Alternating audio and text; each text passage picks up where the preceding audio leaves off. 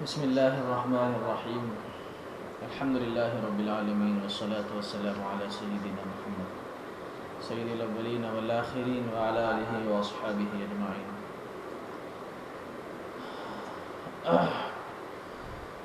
محترم سامعین اور ناظرین اور پردہ نشین خواتین اسلام،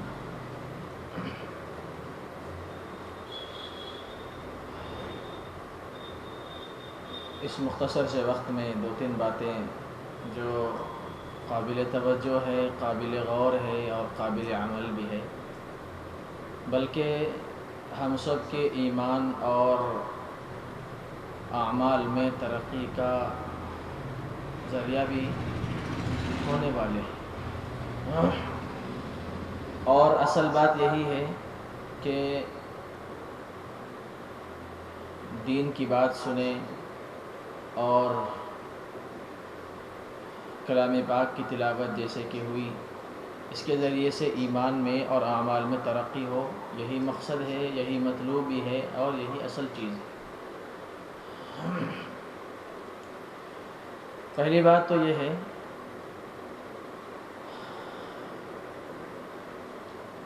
قرآن و حدیث کی روشنی میں ہر انسان کے لیے، ہر بندہ اور ہر بندی کے لیے اللہ تعالیٰ آزمائشیں بھیجتے رہتے ہیں۔ وقت اور حالات کے حساب سے آزمائشیں آتی رہتی ہیں، اور آزمائش مختلف شکلوں اور مختلف صورتوں میں آتی ہیں، بلکہ بالخصوص مسلمانوں کے لیے، ایمان والوں کے لیے، کلمہ گو انسانوں کے لیے اللہ آزمائشیں بھیجتے ہیں، بلکہ یہ دنیا ہی ایک آزمائش گاہ ہے، امتحان گاہ ہے۔ اللہ تعالیٰ نے ارشاد فرمایا سورہ ملک کے اندر، الذی خلق الموت والحیات لیبلوکم ایکم احسن عملا، کہ اللہ تعالیٰ نے موت و حیات اس وجہ سے بنائی ہیں تاکہ خوب آزمایا جائے، امتحان لیا جائے۔ من جانب اللہ آزمائشیں ہوتی ہیں، اس کی تفصیلات قرآن مجید اور احادیث مبارکہ کے اندر موجود ہیں، لیکن غور کرنے والی بات یہ ہے، سمجھنے والی بات یہ ہے کہ ان آزمائشوں پر ایک مسلمان، ایک ایمان والا بندہ اور بندی اور ایک کلمہ گو انسان اللہ کی ذات پہ یقین اور اعتماد اور بھروسہ اور توکل کرتے ہوئے کتنا صبر کرتا ہے اور کتنا استقامت کے ساتھ جمع رہتا ہے، اپنے ایمان کی اعمال کی حفاظت کرتا ہے، یہ اصل غور کرنے والی بات ہے، سمجھنے والی بات ہے اور سیکھنے والی بات ہے۔ صحابہ کرام کا حال قرآن مجید میں بیان فرمایا گیا، تفصیل کا موقع نہیں ہے۔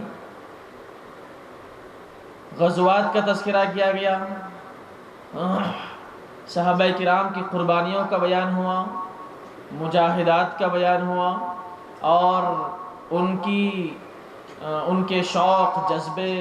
اور ان کی محنتوں کو اللہ نے بیان فرمایا، بلکہ ان کی تجارتوں کو اللہ تعالیٰ نے بیان فرمایا۔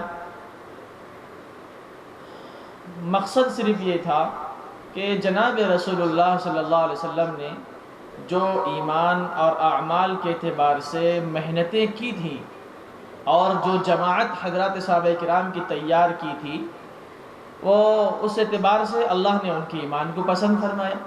ان کے اعمال کو پسند فرمایا، ان کے اخلاق کو پسند فرمایا، ان کے کردار کو پسند فرمایا، بلکہ قرآن مجید میں اللہ نے گواہی بھی دی،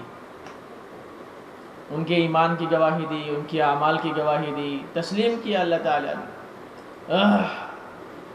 پھر اس کے اوپر اللہ تعالیٰ نے انعامات کا فیصلہ بھی فرمایا، اظہار بھی فرمایا۔ سب سے بڑا انعام ہے رضی اللہ عنہم ورضوا عنہ، کہ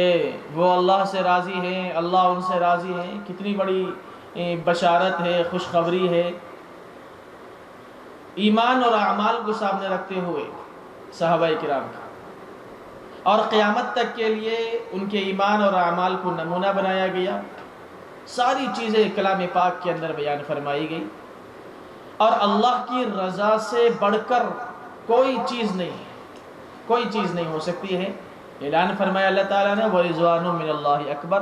سب سے بڑی چیز اللہ کی رضا ہے، اللہ کی خوشنودی ہے۔ یہ کامیابی کی ضمانت دینے والی چیز ہے، اور سب سے خطرناک چیز، مہلک چیز، آخرت کو تباہ و برباد کر دینے والی چیز، جہنم میں لے جانے والی چیز، وہ اللہ کی ناراضگی ہے۔ دو چیزوں کا اہتمام کرنا چاہیے، اللہ کی رضامندی والے اعمال کی فکر ہو، اور اللہ کی ناراض کرنے والے اعمال سے ہم بچیں، اجتناب کریں، پرہیز کریں۔ بہرحال بتلانا یہ ہے کہ آزمائش چھوٹی ہو یا بڑی ہو اللہ کی جانب سے آتی ہے، اور یقیناً آتی ہے، یقیناً آتی ہے۔ مختلف قسم سے آزمایا جاتا ہے، مسلمان کو بالخصوص آزمایا جاتا ہے، اس کے ایمان کا امتحان ہے، اس کے اسلام کا امتحان ہے، اور اس کے اعمال کا امتحان ہوتے رہتا ہے۔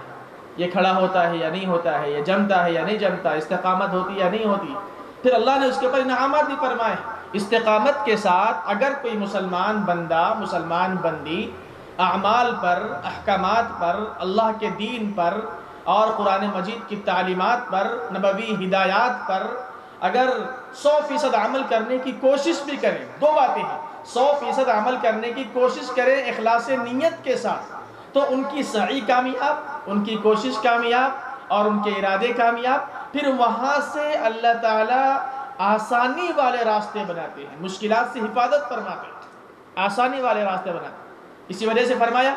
ہمارے لیے، ہم سب کے لیے، ہر ایمان والے بندے کے لیے اور بندی کے لیے، اور قیامت تک آنے والی نسل انسانی اور اس کے اندر خاص طور پہ مسلمانوں کے لیے اس کے اندر خوشخبری ہے، اور ایک بشارت ہے، اور ایک ہمت بڑھائی گئی ہے، حوصلہ بڑھایا گیا ہے کہ دیکھو اگر تم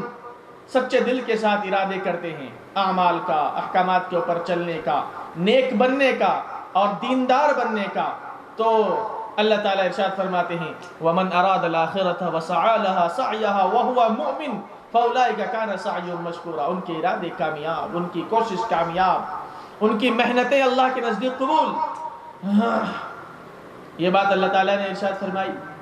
پھر استقامت کے ساتھ اگر جمتے ہیں،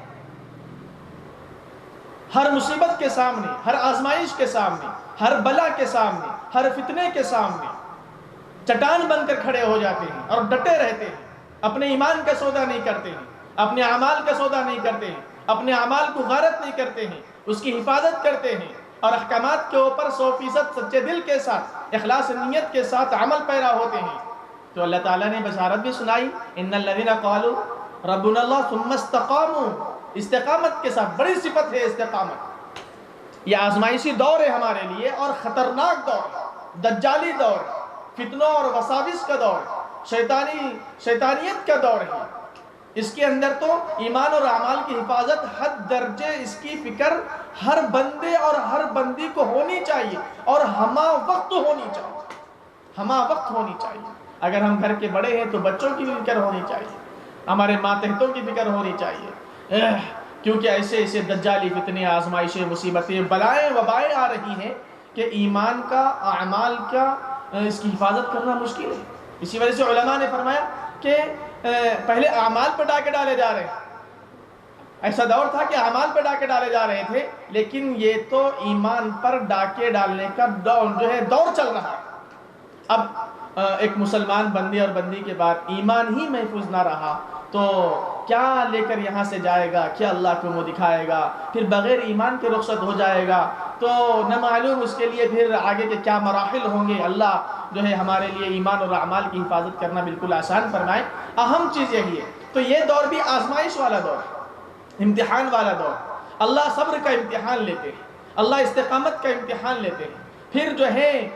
جیسے گرما کا موسم ہے، روزے والا عمل ہے، رمضان کا مہینہ ہے، یہ بھی ایک آزمائشی چیز ہے، اس کے اوپر جمنا چاہیے، اور جو جمنے کی کوشش کرتا ہے اس کے لیے آسانیاں پیدا ہوتی ہیں۔ اللہ تعالیٰ نے قسم کھا کے ارشاد فرمایا لَنَهْدِيَنَّهُمْ سُبُلَنَا، ہم راستے بناتے ہیں، آسانیاں پیدا کرتے ہیں، مشکلات پیدا کرتے ہیں۔ جناب رسول اللہ صلی اللہ علیہ وسلم نے فرمایا الدین یسر، دین آسانی کا نام ہے، دین مشکل کا نام نہیں ہے، دین پریشانی کا نام نہیں ہے۔ ہاں جو کوشش ہی نہیں کرتا ہے اس کے لیے پریشانیاں ہیں، اس کے لیے حالات ہیں، اس کے لیے جو ہے مصیبتیں بھی پہاڑ بن جاتی ہیں، اس کے لیے تھوڑے سے اعمال کرنا بھی دشوار ہو جاتا ہے، مشقت ہوتا ہے، لیکن جو کرنا چاہتا ہے آسانیاں پیدا کرتے ہیں۔ یہ بھی آزمائشی دور ہے، ہمارے ایمان کا، اعمال کا امتحان ہے، صبر کرنا چاہیے، استقامت کے ساتھ اس کے اوپر رہنا چاہیے۔ خصوصیت کے ساتھ آج کی جو تاریخ ہے رمضان مبارک، 17 رمضان مبارک، اگر ہم یاد کریں اسلامی تاریخ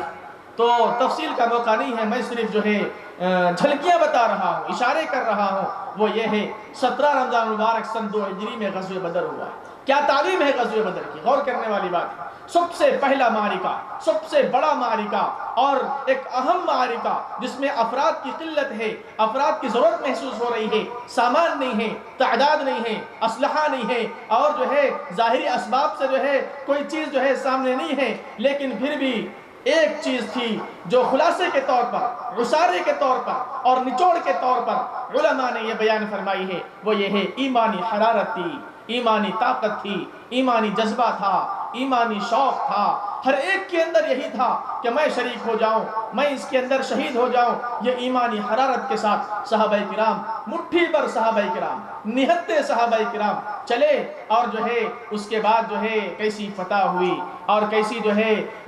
دشمنوں کو شکست سے دوچار کیا ہے۔ خصوصاً اللہ کے نبی صلی اللہ علیہ وسلم نے خوب دعاؤں کا اہتمام کیا۔ آج ہم غزوہ بدر کے حوالے سے دعائیں کرنا چاہیے،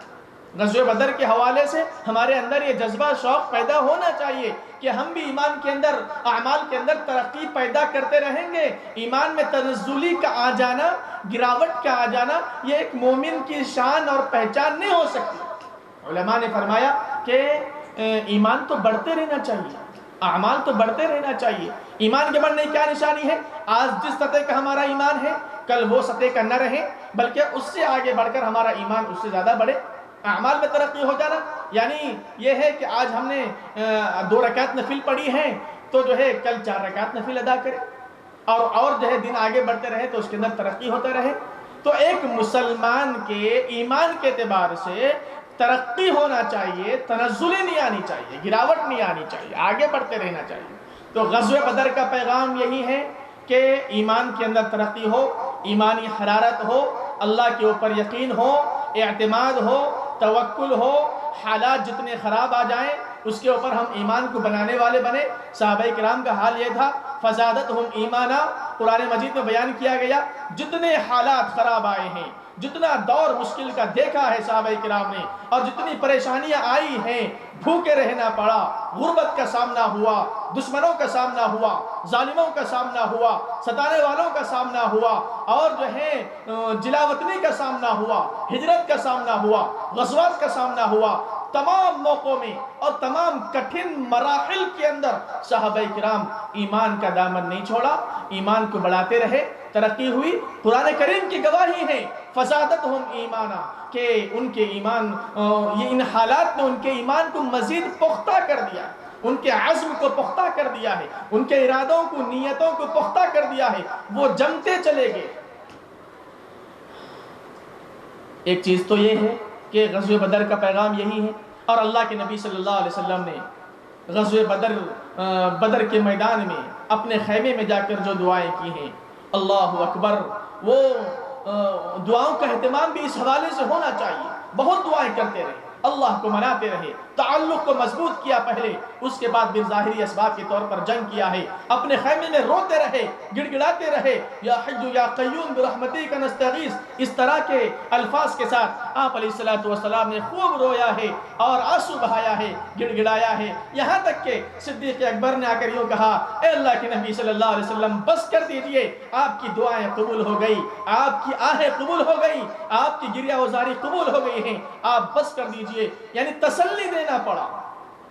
دینا پڑا ہے آپ کے یار غار صدیق اکبر رضی اللہ تعالیٰ عنہ کو، اتنا روئے ہیں، گڑ گڑائے ہیں۔ میرے محترم بزرگوں، دوستوں اور مائیں بہنیں، اہم موقع ہے کہ اس حوالے سے ہم دعائیں کرتے رہیں، اور جو ہے سب کے لیے، پورے عالم اسلام کے لیے دعائیں کرتے رہیں، اسلام اور مسلمانوں کے لیے دعائیں کرتے رہے، ملک کی حالات کے لیے دعائیں کرتے رہے، امن و امان اور سلامتی کے لیے دعائیں کرتے رہے۔ پھر وہ شان و شوکت مسلمانوں کی جو تاریخ اسلام میں تھی اور ہے اور ہونا چاہیے، وہ جو ہے اللہ تعالیٰ پھر سے لوٹا دے، دشمنوں کے اوپر پھر سے ایمانی رعب طاری ہو جائے، ایمانی غلبہ طاری ہو جائے۔ یہ جو ہے فکر کے ساتھ اور کوشش کے ساتھ اس کا اہتمام اور دعائیں کرتے رہنی چاہیے۔ ایک آخری بات وہ یہ ہے، تیسری بات یہ ہے کہ اس لاک ڈاؤن کے چلتے توسیع پر توسیع ہو رہی ہے، لاک ڈاؤن بڑھتے چلے جا رہا ہے، اور ہمارے مسائل ہیں اور مسلمانوں کے تہوار بھی ہیں، اور رمضان مبارک کا مسئلہ بھی ہے، تراویح مذہبی رسومات کا مسئلہ سامنے درپیش ہوا ہے۔ اب جو اہم مسئلہ ہے وہ یہ ہے کہ عید کا مسئلہ ہے۔ پورے علماء اکرام کی یہ محنتیں اور یہ کوششیں، بلکہ ہدایتیں آ رہی ہیں، ہماری مقامی علماء اکرام کی جانب سے بھی یہ ہدایتیں آئی ہیں کہ جو ہے عورتیں گھروں کے اندر رہیں، شاپنگ کے لیے باہر نہ جائیں، شاپنگ نہ کریں اور کسی قسم کی کوئی خرید و فروخت نہ کریں، اس وجہ سے کہ اس کے اندر کئی حکمتیں اور مصلحتیں ہیں۔ اور جو ہے اہم چیز غور کرنے کی یہ ہے، علماء کے بتائے ہوئے راستے پر اور طریقے پر، ان کی ہدایات کے اوپر ہم کو چلنا چاہیے۔ اسی کے اندر کامیابی ہے، اسی کے اندر نجات ہے، کیونکہ وارثین انبیاء ہیں، قرآن و حدیث کو سامنے رکھ کر حالات بتاتے ہیں، مسائل بتاتے ہیں، بہت غور کرتے ہیں، ہم جو ہے اس کا عسر تک نہیں پہنچ سکتے ہیں۔ جو لوگ علماء کرام پر سوالات کرتے ہیں، انگلیاں اٹھاتے ہیں، تو جو ہے ان سے میں یہ کہہ دینا چاہتا ہوں کہ نہیں، علماء کرام کی بات کو ماننا چاہیے، تسلیم کرنا چاہیے، اور اس کے اندر کئی جو ہے خیر کے پہلو ہوتے ہیں، حکمت اور مصلحت کے پہلو ہوتے ہیں۔ بہت زیادہ ٹھنڈے دماغ کے ساتھ بیٹھ کر سوچتے ہیں، امت کے لیے فیصلہ کرتے ہیں، عوام کے لیے کوئی خیر کی راہ نکالتے ہیں اور بتاتے ہیں۔ اب کے مسائل کے اندر، اب کے حالات کے اندر یہ بات بتلائی گئی ہے کہ گھروں کے اندر رہیں، یہ عید بالکل سادگی کے ساتھ منائیں، کیونکہ ایک سال ایسا منانے میں کوئی جو ہے نقصان ہونے والا نہیں ہے ہمارا، اس کے اندر کئی فوائد ہیں۔ ایک فائدہ تو یہ ہے کہ نہ معلوم یہ لاک ڈاؤن اور بھی آگے چلتا رہے اور بڑھتا رہے تو موجودہ جو رقم ہمارے اندر ہیں، ہمارے پاس ہیں، وہ محفوظ ہو، اس کی حفاظت ہو، اور جو ہے پھر وہ ہے وہ رقم آگے استعمال میں آئے، خرچ میں آئے۔ اور دوسری بات یہ ہے کہ اگر ہمارے پاس زائد رقم ہے، ہم رقم کے مالک ہیں، ہم پیسوں کے مالک ہیں، تو غریبوں کی غربت کا احساس ہو، بھوکمری کا احساس ہو، فقیری اور محتاجگی کا احساس ہو، اور لوگوں کے اوپر ہم خرچ کرنے والے بنے، اس جو ہے حیثیت سے ہم مدد کرنے والے بنے، تعاون کرنے والے بنے۔ اور جو ہے یہ دو باتیں بہت اہم ہیں، ہم شاپنگ کے لیے بالکل نہ جائیں، خرید و فروخت بالکل نہ کریں، سادگی کے ساتھ عید کو منا لیں، یہ سال عید کو جو ہے سادگی کے ساتھ منا لیں۔ اور دیگر سالوں کے اندر ہم نے بہت زیادہ محنتیں کی ہیں اور جو ہے خرید و فروخت کی ہیں، لیکن اس سال جو ہے سادگی سے منائیں گے تو کوئی زیادہ ہمارا نقصان ہونے والا نہیں ہے۔ تو سادگی کے ساتھ عید کو منانے کا ہم فیصلہ کر لیں، اور جو ہے اور اہم بات یہ ہے دشمنوں کو موقع بھی نہ ملے، غیروں کو موقع بھی نہ ملے، سازش کرنے والوں کو موقع بھی نہ ملے، اس حیثیت سے کہ دیکھو مسلمانوں کی تہوار کا مسئلہ ہے، عید کی تہوار کا مسئلہ ہے، نکل گئے ہیں شاپنگ کے لیے، اور لہذا بھیڑ بھاڑ جمع ہو گئی ہے دکانوں کے اوپر، تو ان سے جو ہے اگر کوئی فرد متاثر ہوتا ہے، خدشہ ہے، امکان ہے، اور جو ہے اس کا اگر کسی کو اثر ہو جاتا ہے، خدا نہ خواستہ تو پھر یہ الزام سر پر آ جائے گا، اور جو موقع مل جائے گا کہنے کو کہ دیکھو مسلمانوں کی وجہ سے، ان کے بھیڑ کی وجہ سے، ان کے خرید و فروخت کی وجہ سے ایسا ہو گیا ہے۔ اس وجہ سے میں پورے ادب و احترام کے ساتھ یہ گزارش کرنا چاہتا ہوں کہ دیکھو علماء کی بات کو غور سے سنیں اور ان کی گزارش کے اوپر عمل کریں، ان کی وہ اپیل کے اوپر جو ہے ان کو کارآمد بنائیں، اور اس سال عید کو بالکل سادگی کے ساتھ منائیں۔ اب رہا اللہ سے تعلق کو مضبوط کریں، احکامات کے اوپر مکمل 100% عمل پیرا ہوتے رہیں، اور ایک دوسرے کو ترغیب بھی دیتے رہیں کہ ہم بھی شاپنگ نہیں کر رہے ہیں، آپ بھی شاپنگ مت کیجئے، بچوں کو سمجھا دیں۔ اس طرح سے ہمارا پیسہ بھی محفوظ، ہمارا وقت بھی محفوظ، اور جو ہے ہماری جان بھی محفوظ، اور دیگر بلاؤں سے بھی ہم محفوظ۔ جو احتیاطی تدابیر ہیں یہ اختیار کرنا چاہیے۔ یہ موقع پر یہ باتیں عرض کر دی گئی ہیں، اللہ مجھے بھی توفیق عمل نصیب فرمائیں، آپ کو بھی توفیق عمل نصیب فرمائیں۔ وآخر دعوانا الحمدللہ رب العالمین۔